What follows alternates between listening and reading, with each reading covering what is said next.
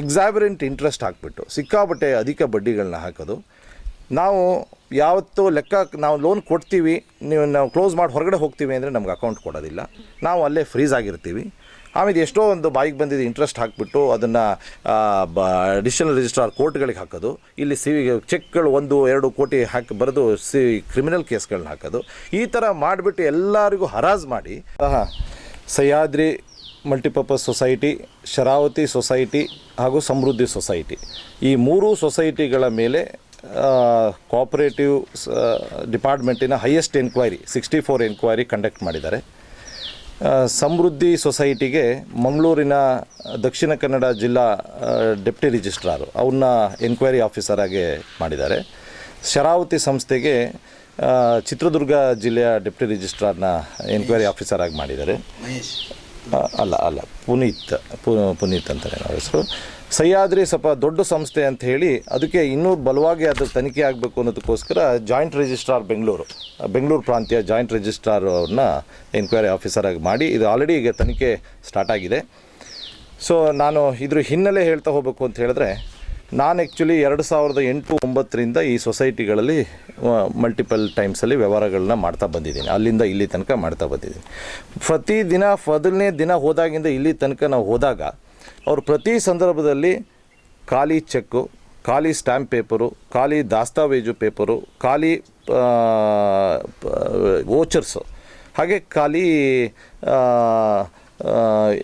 Application farm ಖಾಲಿ ಇರುತ್ತೆ, ಅದಕ್ಕೆ ಸೈನು, ಇದಿಷ್ಟು ಹಾಕ್ಸ್ಕೊಂತಾನೆ ಅವರು ಮಾಡ್ತಾ ಪ್ರೊಸೀಜರ್ ಮಾಡ್ತೀವಿ. ಇದಿಷ್ಟು ಬರೀ ನಮಗಲ್ಲ, ನಮ್ಮ ಜೊತೆ ಜಾಮೀನು ಹಾಕಿರ್ತಾರಲ್ಲ ಅವರು ಇದಿಷ್ಟು ದಾಖಲೆಗಳನ್ನ ಅವರು ಕೊಡ್ಬೇಕಾಗ್ತದೆ. ಅವ್ರು ಖಾಲಿ ಚೆಕ್ಕು, ಖಾಲಿ ಪೇಪರು, ಖಾಲಿ ಸೈನು ಇದನ್ನೆಲ್ಲ. ಸೊ ನನಗೆ ಯಾರೋ ಕರ್ಕೊಂಡೋದಂಥವ್ರಿಗೆ ನಾನು ಕೇಳಿದೆ, ಇದೇನಿದು ಯಾವ ಥರ ಇದು ವ್ಯವಸ್ಥೆ ಅಂದರೆ, ಇಲ್ಲ ಇವರೆಲ್ಲ ನಮ್ಗೆ ಗೊತ್ತಿದ್ದವರು, ಏನು ತೊಂದರೆ ಇಲ್ಲ ನೀವು ಮಾಡಿ ಅಂತ ಹೇಳಿದ್ರು. ನಾವು ಅದೇ ಥರ that is a biggest blunder being educated ನಾವು ಮಾಡಿರೋಂಥದ್ದು, ಎಕ್ಸೆಪ್ಟ್ ಇಟ್. ಬಟ್ ಆ ಥರ ವ್ಯವಸ್ಥೆನೆಲ್ಲ ಇಲ್ಲಿ ನಡೀತಾ ಇದೆ ಅನ್ನೋದಕ್ಕೋಸ್ಕರ ನಾವು ಮಾಡ್ಕೊತ ಬಂದ್ವಿ. ಬಟ್ ನನಗೊಬ್ಬನಿಗೆಲ್ಲ ಬೇರೆಯವ್ರಿಗೆ ಕೇಳಿದ್ರು ಎಲ್ಲರೂ ಅದೇ ವ್ಯವಸ್ಥೆ ಅಂತ ಹೇಳಿದ್ರು. ನಾವು ಅದೇ ಥರ ಒಂದು ನಂಬಿಕೆ ಮೇಲೆ ಮಾಡಿಕೊಡ್ತಾ ಬಂದ್ವಿ. ಸೊ ಪ್ರತಿ ವರ್ಷ ನಾವು ನಮ್ಮ ಆಡಿಟ್ ಮಾಡಿಸ್ಕೊಬೇಕು, ನಮ್ಮ ಲೆಕ್ಕ ಕೊಡಿ ಅಂತ ಹೇಳಿದ್ರೆ, ಇಲ್ಲ ನಮ್ದು ಆಡಿಟ್ ಆದಮೇಲೆ ಕೊಡ್ತೀವಿ, ನಮ್ದು ಈಗ ಲೆಕ್ಕ ರೆಡಿ ಇಲ್ಲ, ಇನ್ನೊಂದ್ಸತಿ ಬನ್ನಿ, ಅಧ್ಯಕ್ಷರಿಲ್ಲ, ಸೆಕ್ರೆಟ್ರಿಗಳು ಹೇಳ್ತಾರೆ ಅಧ್ಯಕ್ಷರಿದ್ದಾಗ ಬನ್ನಿ ಅಂತಾರೆ. ಅಧ್ಯಕ್ಷರಿದ್ದಾಗ ಹೇಳಿದ್ರೆ ಅದು ಅವ್ರಿಗೆ ಸೆಕ್ರೆಟ್ರಿ ಕೇಳಿ ಅದು ಆಡಿಟ್ ಆಗಿದೆ, ಅದು ಆಡಿಟ್ ಅಬ್ಜೆಕ್ಷನ್ ಇದೆ, ಇಲ್ಲ ಆಡಿಟ್ ಅದಿದೆ ಇದಿದೆ ಏನೋ ಒಂದು ಸೊ 2008ನೇ ಇಸ್ವಿಯಿಂದ ಇಲ್ಲಿ ತನಕ ನನಗೆ ಒಂದು ಪೀಸ್ ಪೇಪರ್ ಸಮೇತ ದಾಖಲೆಗಳನ್ನ ಕೊಟ್ಟಿಲ್ಲ. ನಾನು ಪ್ರತಿ ಸಂದರ್ಭದಲ್ಲಿ ಕೇಳ್ತಾ ಬಂದರೂ ಕೊಡಲಿಲ್ಲ. ನಾನು ಒಂದ್ಸತಿ ಸೀರಿಯಸ್ ಆಗಿ ಹೋಗಿ ಕೇಳಿದೆ, ಯಾಕೆಂದರೆ ನನಗೆ ಅಲ್ಲಿ ಲೋನ್ ಕ್ಲೋಸ್ ಮಾಡಬೇಕಾಗಿತ್ತು. ನಾನು ಲೋನ್ ಕ್ಲೋಸ್ ಮಾಡಬೇಕು ಅಂತ ಕೇಳಿದಾಗ ನನಗೆ ಅಲ್ಲಿಂದ ಇಲ್ಲಿ ತನಕ ಲೆಕ್ಕ ಕೊಡಿ, ನಾನು ನನ್ನ ದುಡ್ಡನ್ನ ರೆಡಿ ಇಟ್ಕೊಂಡಿದ್ದೀನಿ, ನಾನು ಲೋನ್ ಕ್ಲೋಸ್ ಮಾಡಬೇಕಾಗಿದೆ, ನನಗೆ ಆಡಿಟ್ ಮಾಡಿಸ್ಕೊಬೇಕು, ಯಾಕೆಂದರೆ ನೀವು ಹೇಳ್ತಾ ಇರೋದಕ್ಕೂ ನಾನು ತಗೊಂಡಿರೋದಕ್ಕೂ ಭಾಳ ವ್ಯತ್ಯಾಸ ಇದೆ. ಹಾಗಾಗಿ ನಾನು ಆಡಿಟ್ ಮಾಡಿಸ್ಕೊತೀನಿ, ಆಡಿಟ್ಸಲ್ಲಿ ಎಲ್ಲ ಕರೆಕ್ಟಾಗಿದ್ದರೆ ಅದ್ರ ಪ್ರಕಾರ ಹೋಗೋಣ, ಇಲ್ಲ ತಪ್ಪಿದರೆ ಸರಿ ಮಾಡಿಕೊಡಿ, ನಾನು ಲೆಕ್ಕ ಕೊಡಿ ಅಂತ ಕೇಳಿದೆ, ಕೊಡಲಿಲ್ಲ. 100 ಬಾರಿ ಕೇಳಿದೆ, ಕೊಡಲಿಲ್ಲ. ಆಮೇಲೆ ಒಂದು ಲೆಟರ್ ತಗೊಂಡು ಹೋದೆ ಕೊಡಿ ಅಂಥೇಳಿ, ಅದನ್ನು ಲೆಟ್ರ್ ತಗೊಳಕ್ಕೂ ತಯಾರಿಲ್ಲ ಅವರು. ಆಮೇಲೆ ಫೋನ್ ಮಾಡಿದೆ, ಲೆಟ್ರ್ ಕಳಿಸಿದ್ದೀನಿ, ದಯವಿಟ್ಟು ಮಾಹಿತಿ ಕೊಡಿ ಅಂತ. ಇಲ್ಲ ರೀ ನೀವು ಬಂದು ಅಧ್ಯಕ್ಷರನ್ನ ಮಾತಾಡಿ ಅಂತ ಹೇಳ್ತಾರೆ ಸೆಕ್ರೆಟ್ರಿಗಳು. ಸರಿ ಇದಾಗಲಿಲ್ಲ ಅಂಥೇಳಿ ಶಿವಮೊಗ್ಗ ಡೆಪ್ಟಿ ರಿಜಿಸ್ಟ್ರಾರ್ ಅವ್ರ ಹತ್ರ ನಾನು ಒಂದು ಗ್ರೀವಿಯನ್ಸ್ನ ಕೊಟ್ಟೆ. ಪ್ಲಸ್ ಅವರು ಏನೂ ಸಹಕರಿಸಲಿಲ್ಲ. ಒಂದು ತೇಲ್ಸಿ ಒಂದು ಲೆಟ್ರ್ ಬರೆದ್ರು, ಇದೆಲ್ಲ ನಮ್ಮ ಹತ್ರ ಇಲ್ಲ, ಅಲ್ಲಿದ್ದರೆ ಅವ್ರಿಗೆ ಕೊಡಿ ಏನಾರು ನೋಡಿ ಅಂಥೇಳಿ ನಾವೇ ವಿಲೇ ಮಾಡಿದ್ದೀವಿ ಅಂಥೇಳಿ ಹಾಕಿದ್ದ ಲೆಟ್ರು, ಅದರ ಎಕ್ನಾಲೇಜ್ಮೆಂಟ್ ಕಾಪಿ, ಈ ನಾನೇನು ಇವಾಗ ಹೇಳ್ತಾ ಇದ್ದೀನಿ ಅಷ್ಟು ದಾಖಲೆಗಳು ನನ್ನ ಹತ್ರ ಇದ್ದಾವೆ. ನಾನು ಯಾವುದಕ್ಕೆ ಬೇಕು, ಯಾವ ಸಂದರ್ಭ ಬೇಕು ಕೊಡೋಕ್ಕೆ ತಯಾರಿದ್ದೀನಿ ಒಂದು. ಸೊ ಅವ್ರು ಜಾಯಿಂಟ್ ರಿಜಿಸ್ಟ್ರಾರ್ ಹತ್ರ ಹೋಗಿ ನಾನು ಇದನ್ನ ಹೇಳಿದಾಗ ಹಿ ವಾಸ್ ಶಾಕ್ಡ್. ಏನು ಈ ಥರ ನಡೆಸ್ತಾ ಇದ್ದಾರೆ ಈ ಥರ ಸೊಸೈಟಿ ಅಂಥೇಳಿ ಅವರು ಇಮಿಡಿಯೇಟಾಗಿ ಡೆಪ್ಟಿ ರಿಜಿಸ್ಟ್ರಾರ್ ಶಿವಮೊಗ್ಗಕ್ಕೆ ಒಂದು ಲೆಟರ್ ಡ್ರಾಫ್ಟ್ ಮಾಡ್ತಾರೆ. ಅದರಲ್ಲಿ ಎಲ್ಲ ನಾವು ಏನೇನು ಕೇಳಿದ್ದೀವಿ ಇಷ್ಟೂ ದಾಖಲೆಗಳನ್ನ ಇವರಿಗೆ 10 ದಿವಸದೊಳಗೆ ಕೊಟ್ಟು ನಮಗೂ ರಿಪೋರ್ಟ್ ಮಾಡಬೇಕು ಇದರಲ್ಲಿ ಏನಾಗಿದೆ ಅಂಥೇಳಿ ಅಂತ ಇದು ಮಾಡ್ತಾರೆ. ಆಯಿತು ಅಂತ ಮತ್ತೆ 10 ದಿವಸ ವೆಯ್ಟ್ ಮಾಡಿದ್ವಿ, ಆಗಲಿಲ್ಲ. ಮತ್ತೊಂದು 5 ದಿವಸ ಮಾಡಿದ್ವಿ, ಏನೂ ಆಗಲಿಲ್ಲ. ಅದಾಗಲಿಲ್ಲ ಅಂತ ನೆಕ್ಸ್ಟು ಅಡಿಷನಲ್ ರಿಜಿಸ್ಟ್ರಾರ್ ಹತ್ರ ಹೋದ್ವಿ. ಅಡಿಷನಲ್ ರಿಜಿಸ್ಟ್ರಾರ್ ಹತ್ರ ಹೋಗಿ ನಾವು ಈ ಥರ ಇದೆ ಅಂತ ಹೇಳಿದಾಗ ಅವರು ಸ್ವಲ್ಪ ಇಂಟ್ರೆಸ್ಟ್ ತಗೊಂಡು, ಇಲ್ಲ ನಾವು ನಮ್ಮ ಡ್ಯೂಟಿನೇ ಅದು, ನಾವು ಈ ಥರ ಆಗಕ್ಕೆ ಬಿಡೋಕ್ಕಾಗಲ್ಲ ಅಂಥೇಳಿ ಅವರು ಇಮಿಡಿಯೇಟಾಗಿ ಶಿವಮೊಗ್ಗ ಡೆಪ್ಟಿ ರಿಜಿಸ್ಟ್ರಾರ್ಗೆ, ಹಾಗೆ ಈ ವಿಜಯದೇವ್ ಅವರಿಗೆ, ಈ ಸಂಘದ ಪ್ರೆಸಿಡೆಂಟಿಗೆ, ಆಮೇಲೆ ಸೆಕ್ರೆಟ್ರಿ ಅವರಿಗೆ ಚಂದ್ರಕಲಾ ಅವರಿಗೆ, ಇವರು 3 ಜನಕ್ಕೆ ಅವರು ಇಮಿಡಿಯೇಟಾಗಿ ಇದು ಮಾಡಿ ಕಮ್ಯುನಿಕೇಟ್ ಮಾಡಿ ಇವರಿಗೆ ತಕ್ಷಣ ನೀವು ಇದನ್ನು ಕೊಡಬೇಕು. ಅವ್ರು ಯಾಕೆ ಅವರಿಗೆ ಈ ಥರ ಇದು ಮಾಡ್ತಾ ಇದ್ದೀರಿ, ಯಾಕೆ ಅವರಿಗೆ ಸತಾಯಿಸ್ತಿದ್ದೀರಿ, ಅವರು ಭಾಳ ಸ್ಟ್ರಾಂಗಾಗಿ ಹೇಳಿದ್ದಕ್ಕೆ 2008ನೇ ಇಸ್ವಿಯಿಂದ 2026ನೇ ಇಸ್ವಿ ಮಧ್ಯೆ ಬಿಟ್ಸ್ ಆ್ಯಂಡ್ ಪೀಸಸಲ್ಲಿ ಕೊಟ್ಟರು. ಯಾವುದೋ 2016ರಲ್ಲಿ ಒಂದು 6 ತಿಂಗಳು, 2012ರಲ್ಲಿ ಒಂದು 6 ತಿಂಗಳದ್ದು ಕೊಡೋದು, ಇದರಲ್ಲಿ ಕೊಡೋದು. ನಾವು ಕೇಳಿದ್ದೇನಪ್ಪ, ನಾನು ಸಾಲ ತಗೊಂಡಿದ್ದು ಎಷ್ಟು, ನನ್ನ ಸಾಲ ತಗೊಂಡಿದ್ದಕ್ಕೆ ನಮಗೆ ಸ್ಯಾಂಕ್ಷನ್ ಲೆಟರ್ ಕೊಡಿ. ಒಂದು ಸ್ಯಾಂಕ್ಷನ್ ಲೆಟರ್ನಲ್ಲಿ ನೀವು ಇಂಟ್ರೆಸ್ಟ್, ರೇಟ್ ಆಫ್ ಇಂಟ್ರೆಸ್ಟ್, ನಾವು ಸಾಲ ತಗೊಂಡಷ್ಟಿಗೆ 11% 12% ಅಂತ ಹೇಳಿದ್ರಿ. ಇವಾಗ ನೀವು ನೀವು ಹೇಳೋ ಕೋಟಿ ಎಷ್ಟೋ ಕೋಟಿ ಅಂತ ಹೇಳ್ತೀರಿ, ಅಷ್ಟೆಲ್ಲ ಲೆಕ್ಕ ಎಷ್ಟು ಪರ್ಸೆಂಟ್ ಇಂಟ್ರೆಸ್ಟ್ ಚಾರ್ಜ್ ಮಾಡಿದ್ರಿ, ನಿಮ್ಮ ಸ್ಯಾಂಕ್ಷನ್ ಲೆಟ್ರ್ ಕೊಡಿ. ಸ್ಯಾಂಕ್ಷನ್ ಲೆಟ್ರಲ್ಲಿ ರೇಟ್ ಆಫ್ ಇಂಟ್ರೆಸ್ಟ್ ಇರ್ತದೆ. ಎರಡನೇದು, ನಮಗೆ ಲೋನ್ ಅಕೌಂಟ್ ಸ್ಟೇಟ್ಮೆಂಟ್ ಕೊಡಿ. ನಾವು ಎಷ್ಟು ಕಟ್ಟಿದ್ದೀವಿ, ನೀವು ಯಾವ ದಿನ ಕೊಟ್ಟಿದ್ದೀರಿ ನಮಗೆ, ವಿತ್ ನರೇಷನ್, ನೀವು ಅದು ಯಾವ ಅಕೌಂಟಿಗೆ ಹೋಗಿದೆ, ಜಮಾ ಆಗಿದೆ, ಅದು ಕೊಡಿ. ಅದನ್ನು ಕೊಟ್ಟರೆ ನಾವು ಆಡಿಟ್ ಮಾಡಿಸ್ಕೊಳಕ್ಕೆ ನಮ್ಗೆ ಅನುಕೂಲ ಆಗ್ತದೆ. ಆ ಥರ ಕೊಡಿ. ಅದಲ್ಲದೆ ಡಿವಿಡೆಂಡ್ಸ್, ಅಲ್ಲಿ 2008ರಿಂದ ಇಲ್ಲಿ ತನಕ ಒಂದು ದಿನ ₹1 ಡಿವಿಡೆಂಟ್ ಕೊಟ್ಟಿಲ್ಲ. ಡಿವಿಡೆಂಟ್ ಕೇಳಿದ್ರೆ ಏನು ಹೇಳ್ತಾರೆ, ನಿಮ್ಮ ಲೋನ್ ಇದೆ ಹಾಗಾಗಿ ನಿಮ್ಮ ಲೋನಿಗೆ ನಾವು ಹಾಕಿರ್ತೀವಿ ಅಂತ ಹೇಳಿದ್ರು. ನಿಮ್ಮ ಲೋನ್ ಇದೆ ಹಾಗಾಗಿ ನಿಮ್ಮ ಲೋನಿಗೆ ನಾವು ಹಾಕಿರ್ತೀವಿ ಅಂತ ಹೇಳಿದ್ರು.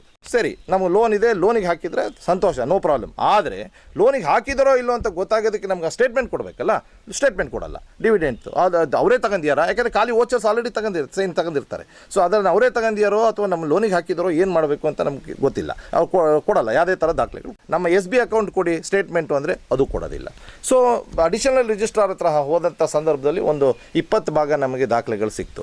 ಅದಾದಮೇಲೂ ನಾನು ಮತ್ತು ವೆಯ್ಟ್ ಮಾಡಿ ಆಗಲಿಲ್ಲ ಅಂದಾಗ registrar of cooperative society RCS ಅವ್ರ ಹತ್ರ ಹೋಗಿ ನಾವು ಈ ಥರ ಹೇಗಾಗಿದೆ ಅಂತ ಹೇಳ್ಕೊಂಡಾಗ ಅವರು ತಕ್ಷಣ ಪರ್ಸ್ಯೂ ಮಾಡಿದ್ರು. ಯಾಕ್ರಿ ಇದು ಕೊಡ್ತಾ ಇಲ್ಲ, ಈ 3 ಸೊಸೈಟಿನ ಬ್ಲ್ಯಾಕ್ ಲಿಸ್ಟ್ ಮಾಡಬೇಕಾಗ್ತದೆ, ಇಲ್ದಿರೆ ಏನಿದು ಯಾಕೆ ಇದು ಮಾಡ್ತಾ ಇಲ್ಲ ಅಂತೇಳಿ ಶಿವಮೊಗ್ಗ ಡೆಪ್ಟಿ ರಿಜಿಸ್ಟ್ರಾರ್ ಅವ್ರಿಗೆ ಕೇಳಿದ್ರು. ಅವರು ಒಂದು 10 ದಿವಸ ಟೈಮ್ ಕೊಡಿ ಸರ್, ನಾನೆಲ್ಲ ಕೊಡಿಸ್ತೀನಿ ಅಂತ ಹೇಳಿದ್ರು. ಇದು ನಾನೇನು 10-20% ಕೊಟ್ಟರು ಅಂತ ಹೇಳಿದ್ದು ನನಗೆ ಕೊಟ್ಟಿಲ್ಲ, ಯಾವುದು ಎಲ್ಲ ಡೆಪ್ಟಿ ರಿಜಿಸ್ಟ್ರಾರ್ ಆಫ್ ಶಿವಮೊಗ್ಗ ಕೊಟ್ಟಿದ್ದಾರೆ, ಅವರಿಂದ ನನಗೆ ಬಂದಿದೆ. ನನಗೆ ನನ್ನ ಲೆಟರ್ ಕರೆಸ್ಪಾಂಡ್ ಯಾವುದೂ ನನಗೆ ಇಲ್ಲಿ ತನಕ ಒಂದು ಪೇಪರ್ ಸಮೇತ ಕೊಟ್ಟಿಲ್ಲ. ಇಲ್ಲಿ ತನಕ ಅಡಿಷನಲ್ ಸೆಕ್ರೆಟರಿ ಟು CM ಇರ್ಬೋದು, ಮುಖ್ಯಮಂತ್ರಿಗಳಿರ್ಬೋದು, RCS ಅವ್ರು ಇರ್ಬೋದು, ಅಡಿಷನಲ್ ರಿಜಿಸ್ಟ್ರಾರ್ ಇರ್ಬೋದು, ಜಾಯಿಂಟ್ ರಿಜಿಸ್ಟ್ರಾರ್ ಇರ್ಬೋದು, ಇಷ್ಟು ಜನ ನಮಗೆ ಲೆಕ್ಕ ಕೊಡಿ ಅಂತ ಅವರು ಒಂದಲ್ಲ 5 ಬಾರಿ ರಿಮೈಂಡರ್ಸ್ ಈ ಸೊಸೈಟಿ ಕಳಿಸಿದ್ದಾರೆ. ಅದಿಷ್ಟು ಕಾಪಿ ನನ್ನ ಹತ್ರ ಇದೆ. ಇಷ್ಟೆಲ್ಲ ಮಾಡಿದ್ರು ಈ ಯಾವುದೇ ಥರ ಈ ಸಹ್ಯಾದ್ರಿ ಸಮೃದ್ಧಿ ಶರಾವತಿ ಸೊಸೈಟಿಯವರು ಯಾರೂ ನಮಗೆ ಒಂದು ದಾಖಲೆನೂ ಕೊಡಲಿಲ್ಲ. ಈ ಥರ ಸಫರರ್ಸ್ ಎಷ್ಟು ಜನ ಇರ್ಬೋದು ನಿಮ್ಮಲ್ಲಿ? ನಾನು ಹೇಳಿದೆ ಸಾವಿರಾರು ಜನ ಇದ್ದಾರೆ ಇಲ್ಲಿ, ಒಬ್ಬರಿಬ್ಬರಲ್ಲ ಸಾವಿರಾರು ಜನ ಇದೆ. ನೀವೆಲ್ಲ ಯಾಕೆ ನೀವು ಒಂದು ಜಾಯಿಂಟ್ ಪಿಟಿಷನ್ ಮಾಡಿ ಕೊಡಿ, ಅದನ್ನು ವಿಲ್ ಟೇಕ್ ಇಟ್ ಫಾರ್ವರ್ಡ್. ನಮ್ಮ ಕರ್ನಾಟಕ ಲೆಜಿಸ್ಲೇಟಿವ್ ಕೌನ್ಸಿಲ್ನಲ್ಲಿ ಪಿಟಿಷನ್ ಕಮಿಟಿ ಇದೆ. ನಾವು ಪಿಟಿಷನ್ ಕಮಿಟಿಗೆ ನಾವೆಲ್ಲ ಒಂದು ಜಾಯಿಂಟಾಗಿ ಒಂದು ಪಿಟಿಷನ್ ಮಾಡಿಬಿಟ್ಟು ಒಂದು 40-50 ಜನ ಶೇರ್ ಹೋಲ್ಡರ್ಸು ಅವರ ಶೇರ್ ನಂಬರ್ಗಳನ್ನ ಸಿಗ್ನೇಚರ್ನ ಹಾಕಿಬಿಟ್ಟು ಒಂದು ಜಾಯಿಂಟ್ ಪಿಟಿಷನ್ನ ನಾವು ಪಿಟಿಷನ್ ಕಮಿಟಿಗೆ ಎದುರಿಗೆ ಕೊಟ್ವಿ. ಅಲ್ಲೂ ಸಮೇತ ಅವರು ಇಮ್ಮಿಡಿಯೇಟಾಗಿ ಕೊಡಬೇಕು ಅಂತೇಳಿ ಇವರು ಇಷ್ಟು ಜನದ ದಾಖಲೆಗಳು ಕೊಡಬೇಕು, ಫಸ್ಟಿಂದ ಲಾಸ್ಟ್ ತನಕ ಎಲ್ಲ ಇದು ಮಾಡಿಕೊಡ್ಬೇಕು, ಅಲ್ಲಿ ನಡೀತಿರೋಂಥ ಅವ್ಯವಹಾರಗಳನ್ನ ಪೂರ್ತಿ ತನಿಖೆ ಆಗಬೇಕು ಅಂಥೇಳಿ ಅವರು ಸಮೇತ ಸೆಕ್ರೆಟರಿ ಅವರಿಗೆ ಲೆಟ್ರು ಇದು ಮಾಡಿದ್ರು. ಅದನ್ನು ಎಲ್ಲದು ನಮ್ಮ ಹತ್ರ ದಾಖಲೆಗಳು ಕೊಟ್ಟಿದ್ದಾರೆ, ನಮ್ಮ ಹತ್ರ ಇದೆ. ಇಷ್ಟು ಆದರೂ ಇವರು ಯಾವುದೇ ಥರ ಬಜ್ಜಾಗಲಿಲ್ಲ, ಅವ್ರು ಯಾವುದೇ ಥರದ್ದು ಕೊಡಲಿಲ್ಲ. ಎಲ್ಲ ಅಧಿಕಾರಿಗಳು ಹೇಳಿದ್ದಾರೆ, ಸರ್ ಇಲ್ಲ ನಾವು ಈ ಥರ ಕಳಿಸಿದ್ದೀವಿ, ರಿಮೈಂಡರ್ಸ್ 1, ರಿಮೈಂಡರ್ 2, ರಿಮೈಂಡರ್ 3, ರಿಮೈಂಡರ್ 4 ಅಂತ ಕಳಿಸಿದ್ರು, ಯಾವುದೂ ಉಪಯೋಗ ಆಗಿಲ್ಲ ಅನ್ನೋಂಥದ್ದನ್ನ ಅವರು ಮನಗಂಡ ಮೇಲೆ ಸೊ RCS ಅವರು ರಿಜಿಸ್ಟರ್ ಆಫ್ ಕೋಆಪರೇಟಿವ್ ಸೊಸೈಟಿ ಅವರಿಗೆ ಅನಿಸಿದ್ರಿಂದ ಅವರ ಸೋಮೋಟೋ ಇದರಲ್ಲಿ ಅವರು ಇಮಿಡಿಯೇಟಾಗಿ ಎಲ್ಲ 3 ಸೊಸೈಟಿ ಮೇಲೆ 64 ಎನ್ಕ್ವೈರಿ ಕಂಡಕ್ಟ್ ಮಾಡಿ ಅದನ್ನು ಒಳ್ಳೆಯ ಅಧಿಕಾರಿಗಳಿಗೆ ತನಿಖೆ ಮಾಡೋದಕ್ಕೆ ಹಾಕಿದ್ದಾರೆ. ಎಕ್ಸಾಬರೆಂಟ್ ಇಂಟ್ರೆಸ್ಟ್ ಹಾಕಿಬಿಟ್ಟು ಸಿಕ್ಕಾಪಟ್ಟೆ ಅಧಿಕ ಬಡ್ಡಿಗಳನ್ನ ಹಾಕೋದು. ನಾವು ಯಾವತ್ತೂ ನಾವು ಲೋನ್ ಕೊಡ್ತೀವಿ, ನಾವು ಕ್ಲೋಸ್ ಮಾಡಿ ಹೊರಗಡೆ ಹೋಗ್ತೀವಿ ಅಂದರೆ ನಮ್ಗೆ ಅಕೌಂಟ್ ಕೊಡೋದಿಲ್ಲ, ನಾವು ಅಲ್ಲೇ ಫ್ರೀಸ್ ಆಗಿರ್ತೀವಿ. ಆಮೇಲೆ ಎಷ್ಟೋ ಒಂದು ಬಾಯಿಗೆ ಬಂದಿದ್ದು ಇಂಟ್ರೆಸ್ಟ್ ಹಾಕಿಬಿಟ್ಟು ಅದನ್ನು ಅಡಿಷನಲ್ ರಿಜಿಸ್ಟ್ರಾರ್ ಕೋರ್ಟ್ಗಳಿಗೆ ಹಾಕೋದು, ಇಲ್ಲಿ ಚೆಕ್ಗಳು 1-2 ಕೋಟಿ ಬರೆದು ಕ್ರಿಮಿನಲ್ ಕೇಸ್ಗಳನ್ನ ಹಾಕೋದು, ಈ ಥರ ಮಾಡಿಬಿಟ್ಟು ಎಲ್ಲರಿಗೂ ಹರಾಜ್ ಮಾಡಿ. ನನಗೆ ಇನ್ನೊಂದು ವೈಯಕ್ತಿಕವಾದ ಇದು ಎಕ್ಸ್ಪೀರಿಯೆನ್ಸ್ ಆಗಿದ್ದು, ಇವರು ಯಾವ ಥರ ಮಿಸ್ಯೂಸ್ ಮಾಡ್ತಾರೆ ದಾಖಲೆಗಳನ್ನ ಅಂತ ಅಂದರೆ, ನನಗೆ ಒಂದು 3,10,00,000 ಒಂದು ಲೋನ್ ಕೊಟ್ಟಿದ್ದರು. ನಾನು ಅದನ್ನು ಭಾರತ್ ಬ್ಯಾಂಕಲ್ಲಿ ನಂದು ಲೋನ್ ಇತ್ತು ಮಂಗಳೂರಿನಲ್ಲಿ, ಅದನ್ನು ಕ್ಲೋಸ್ ಮಾಡಿಬಿಟ್ಟು ನಾನು ಬರಬೇಕಾಗಿತ್ತು, ಅದಕ್ಕೋಸ್ಕರ ನಾನು ಬೇಕು ಅಂತ ಕೊಟ್ಟರು. ಆವಾಗ ಖಾಲಿ ಪೇಪರು, ಖಾಲಿ ಇದೇನು ಹೇಳಿದ್ನಲ್ಲ ಎಲ್ಲ ಖಾಲಿ ಡಾಕ್ಯುಮೆಂಟು, ಸ್ಟ್ಯಾಂಪ್ ಪೇಪರ್ಸ್ ಎಲ್ಲ ಸೈನ್ ಹಾಕಿಂದ ತಗೊಂಡಂಥ ಖಾಲಿ ಪೇಪರ್ನಲ್ಲಿ ನನ್ನ ಈ ಎಂಟೈರ್ ಪ್ರಾಪರ್ಟಿನ ನನ್ನ ಸಂಬಂಧಪಟ್ಟ ಅಗ್ರಿಮೆಂಟು ಸೆಲ್ ಅಂತ ಅವರೇ ಸೆಲ್ಫ್ ಡ್ರಾಫ್ಟ್ ಮಾಡ್ಕೊಂಡು ಅದನ್ನು ಹಾಕಿ ತೀರ್ಥಹಳ್ಳಿ ಕೋರ್ಟ್ಗೂ ಹಾಕೊಂಡು ಟೆಂಪರರಿ ಇಂಜೆಕ್ಷನ್ನು ತಗೊಂಡಿದ್ದಾರೆ ಅದ್ರ ಮೇಲೆ. ಇವೆಲ್ಲ ನಮ್ಮ ಗಮನಕ್ಕೆ ಯಾವಾಗ ಬಂದ ಮೇಲೆ ನಮ್ಗೆ ಯಾರು ಕೋರ್ಟ್ ಅಮೀನ್ ತಂದಿದ್ದೇನೋ ಏನಪ್ಪ ಇದು ಅಂತ ನೋಡಿದ್ರೆ ಇವರು ಈ ಥರ ಫೇಕ್ ಡಾಕ್ಯುಮೆಂಟ್ಸ್ಗಳನ್ನ ಮಾಡ್ಕೊಂಡು, ಈ ವ್ಯಕ್ತಿಗೆ ನಿಮ್ಮ ಲೋನ್ ಕ್ಲೋಸ್ ಆಗೋದು ಇಷ್ಟ ಇಲ್ಲ, ಈ ವ್ಯಕ್ತಿಗೆ ನಿಮ್ಮ ಆಸ್ತಿ ಬೇಕು, ಸಿಂಪಲ್. ನನ್ನ ಒಂದು 20-25 ಕೋಟಿ ವರ್ತ್ ಇರೋಂಥ ಒಂದು ಪ್ರಾಪರ್ಟಿನ 12 ಕೋಟಿಗೆ ನಾನು ಅಗ್ರಿಮೆಂಟು ಸೆಲ್ ಮಾಡಿಕೊಟ್ಟಿದ್ದೀನಿ ಅಂಥೇಳಿ ಫೇಕ್ ಡಾಕ್ಯುಮೆಂಟ್ ಕ್ರಿಯೇಟ್ ಮಾಡ್ಕೊಂಡು 3,10,00,000 ಸಾಲ ಕೊಟ್ಟಿರೋದನ್ನು 3,10,00,000 ಇಲ್ಲಿ ಅಡ್ವಾನ್ಸ್ ಕೊಟ್ಟಿದ್ದೀನಿ ಅಂಥೇಳಿ ಇದಕ್ಕೆ ಅಂತ ತೋರಿಸ್ಕೊಂಡು ಈ ಥರ ಈ ಮಟ್ಟಿನವರೆಗೆ ಅವ್ಯವಹಾರಗಳನ್ನ ಮಾಡ್ತಾಯಿದ್ದಾರೆ ಈ ಸಹ್ಯಾದ್ರಿ ಸೊಸೈಟಿಯವರು ಅಧ್ಯಕ್ಷರು ಮತ್ತು ಸೆಕ್ರೆಟ್ರಿ ಇವರು ಟೀಮ್. ಮಾಧ್ಯಮದ ಮೂಲಕ ನಾನು ಎಲ್ರಿಗೂ ಹೇಳೋಕ್ಕೆ ಬಯಸೋದು ಏನು ಅಂದರೆ, ಇಲ್ಲಿ ಶೇರ್ ಹೋಲ್ಡರ್ಸಿಗೆ ನಿಮ್ಮದು ವ್ಯವಹಾರ ಏನಿದೆ ಅಲ್ಲಿ ₹1 ₹10 ಸಾಲ ಇರಲಿ 10 ಕೋಟಿ ಸಾಲ ಇರಲಿ, ದಯಮಾಡಿ ನೀವು ಅಲ್ಲಿ ನಿಮ್ಮ ಲೋನ್ ಲೆಡ್ಜರ್ ಎಕ್ಸ್ಟ್ರಾಕ್ಟ್ ನಿಮ್ಮ ಲೋನ್ ಅಕೌಂಟನ್ನು ನೀವು ತಗೊಳ್ಳಿ. ಅವರಿಗೂ ಕೊಟ್ಟಿರಲ್ಲ ನನಗೆ ಗೊತ್ತು, ದಯವಿಟ್ಟು ತಗೊಳ್ಳಿ. ಅದು ಸರಿ ಇದ್ದರೆ ಓಕೆ ಸಂತೋಷ, ಸರಿ ಇಲ್ದಿದ್ರೆ ಅಟ್ಲೀಸ್ಟ್ ನೀವು ಈ ಮಟ್ಟನ ಈ ಸಂದರ್ಭದಲ್ಲಾದರೂ ಕೇಳೋಕ್ಕಾಗ್ತದೆ. ಒಂದು. ಎರಡನೇದು, ನಾನು ಇಲಾಖೆಯಲ್ಲಿ ತಿಳ್ಕೊಂಡೆ, ನಿಮ್ಮಲ್ಲಿ ಕೋಆಪರೇಟಿವ್ ಡಿಪಾರ್ಟ್ಮೆಂಟಲ್ಲಿ ಸಾಲ ಕೊಡಬೇಕು ಅಂದರೆ ಖಾಲಿ ಚೆಕ್ಕು, ಖಾಲಿ ಸ್ಟ್ಯಾಂಪ್ ಪೇಪರು, ಖಾಲಿ ದಾಸ್ತಾವೇಜು, ಖಾಲಿ ವೋಚರು, ಖಾಲಿ ಅಪ್ಲಿಕೇಶನ್ ಫಾರ್ಮಿಗೆ ಸೈನ್ ಹಾಕಬೇಕಾ ಅಂತ. ಅವ್ರು ಹೇಳಿದ್ರು ಎಲ್ಲಿದೆ ರೀ ಕಾನೂನದು ಆ ಥರ ಹಾಕಬೇಕು ಅಂತ. ಎಲ್ಲೂ ಇಲ್ಲ, ನೀವು ಹೆಂಗೆ ಹಾಕಿದ್ರಿ ಅಂತ ನಮಗೆ ಜೋರು ಮಾಡಿದ್ರು, ಯಾಕೆ ಹಾಕ್ಕೊಟ್ರಿ ನೀವು ಹಾಕಿದ್ದು ಆ ಥರದ್ದು ಅಂತ. ಸೊ ಆ ಥರದ ಸಂದರ್ಭ ಇದೆ. ಎಲ್ಲರಿಗೂ ನಾನು ಹೇಳೋದು ಇಷ್ಟೇ, ಯಾರು ಸಾಲ ತಗೊಳ್ಳಿ ಮತ್ತೊಂದು ಮಾಡಿ ಅದನ್ನು ಬಳಸ್ಕೊಳ್ಳಿ, ಆದರೆ ಎಲ್ಲೂ ಖಾಲಿ ಡಾಕ್ಯುಮೆಂಟ್ಗಳಿಗೆ ಸೈನ್ ಹಾಕ್ಬಿಡಿ. ಸೈನ್ ಹಾಕಿದ್ರೆ ಇವತ್ತು ನಾವೇನು ಅನುಭವಿಸ್ತಾ ಇದ್ದೀವಿ ಅದು ನೀವು ಯಾವತ್ತು ಕಟ್ತೀವಿ ಅಂತ ಹೋಗ್ತೀವಿ, ಅಲ್ಲಿ ತನಕ ಏನೂ ತೊಂದರೆ ಇಲ್ಲ. ನೀವು ಯಾವತ್ತು ಲೋನ್ ಕ್ಲೋಸ್ ಮಾಡ್ತೀವಿ ಅಂತ ಹೋಗ್ತೀರಿ, ಇವತ್ತು ನಿಮ್ಮ ಆಸ್ತಿ ಅಲ್ಲಿ ಅಗ್ರಿಮೆಂಟ್ ಸೆಲ್ ಆಗಿರ್ತದೆ, ಇಲ್ಲ ಇನ್ನೊಂದೇನೋ ಆಗಿರ್ತದೆ, ಇಲ್ಲ 10 ಲಕ್ಷಕ್ಕೆ 3 ಲಕ್ಷ ಕಟ್ಟಿ 3 ಕೋಟಿ ಕಟ್ಟಿ ಅಂತ ಹೇಳ್ತಾರೆ. ಇದ್ರ ಮೇಲೆ ನಮ್ಮ ಅಡ್ವೊಕೇಟು ಒಂದು ಲೀಗಲ್ ನೋಟಿಸ್ ಕೊಟ್ಟಿದ್ದಾರೆ.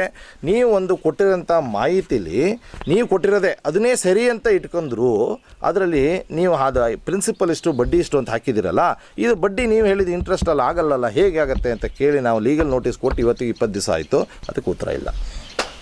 ಯಾವುದೇ ಥರದಕ್ಕೂ ಉತ್ತರ ಕೊಡಲ್ಲ, ಯಾವುದೇ ಕರೆಸ್ಪಾಂಡೆನ್ಸ್ ಮಾಡಲ್ಲ, ಯಾವುದೇ ಮಾಡಲ್ಲ. ಈ ಥರ ಮಾಡಿಬಿಟ್ಟು ನಮಗೆ ಎಲ್ಲರಿಗೂ ಹರಾಜ್ ಮಾಡ್ತಾಯಿದೆ. ಅಲ್ಲಿ ಡೆಪಾಸಿಟ್ ಇಟ್ಟವರು ಒಬ್ಬ ನಾಳೆ ನಾನು ಡೆಪಾಸಿಟ್ ತೆಗಿತೀನಿ ಅಂತ ಹೇಳಿದ್ರೆ ಹೇಗೆ ಅವನು ಡೆಪಾಸಿಟ್ ತೆಗಿಯೋಕ್ಕಾಗತ್ತೆ? ಅವನಿಗೆ ಹೆಂಗೆ ಡೆಪಾಸಿಟ್ ತೆಗಿಯುತ್ತೆ? ಇಲ್ಲಾಂದರೆ ಯಾರೋ ಒಂದು 4 ಜನ ಡೆಪಾಸಿಟರ್ ಹೋಗಿ ಕೇಳಲಿ ನಮ್ಮದು ಡೆಪಾಸಿಟ್ ಕೊಡಿ ಅಂತ, ಯಾರು ಕೊಟ್ಟರೆ ಅವಾಗ ನಾವು ನಂಬೋದು, ಹೌದಪ್ಪ ಕೊಡ್ತಾನೇನೋ ಅಂಥೇಳಿ. ತಮ್ಮ ಮೂಲಕ ಹೇಳೋದು ಇಷ್ಟೇ ಸರ್, ದಯವಿಟ್ಟು ಒಂದು ಈ ವಿಚಾರನ ಎಲ್ಲ ಕಡೆ ರೀಚ್ ಆಗಂಗೆ ಮಾಡಿ. ಎಲ್ಲ ಕಡೆ ರೀಚ್ ಆದರೆ ಅಟ್ಲೀಸ್ಟ್ ಈಗ ಇನ್ನು ಮುಂದೆ ಈ ಥರ ಸಿಕ್ಕಾಕೊಂಡು ನರಳಂಥವ್ರಿಗೆ ಅಟ್ಲೀಸ್ಟ್ ಒಂದು ರಿಲ್ಯಾಕ್ಸ್ ಇದು ಸಿಗುತ್ತೆ. ಆಮೇಲೆ ಅಟ್ಲೀಸ್ಟ್ ಸಂಸ್ಥೆನೂ ಇನ್ನೂ ಚುರುಕಾಗಿ ಅಟ್ಲೀಸ್ಟ್ ಇಲ್ಲಿ ತನಕ ಮಾಡ್ತಾ ಇರೋದನ್ನಾರು ನಿಲ್ಲಿಸ್ಬಿಟ್ಟು ಇನ್ನಾರು ಅಟ್ಲೀಸ್ಟ್ ಫೇರಾಗಿ ಟ್ರಾನ್ಸಾಕ್ಷನ್ ಮಾಡಲಿ. ಇಂಡಿಯಾ 9 ಕನ್ನಡ ನಿರ್ಭೀತಿಯಿಂದ ನಿಮ್ಮ ಜೊತೆಗಾರ.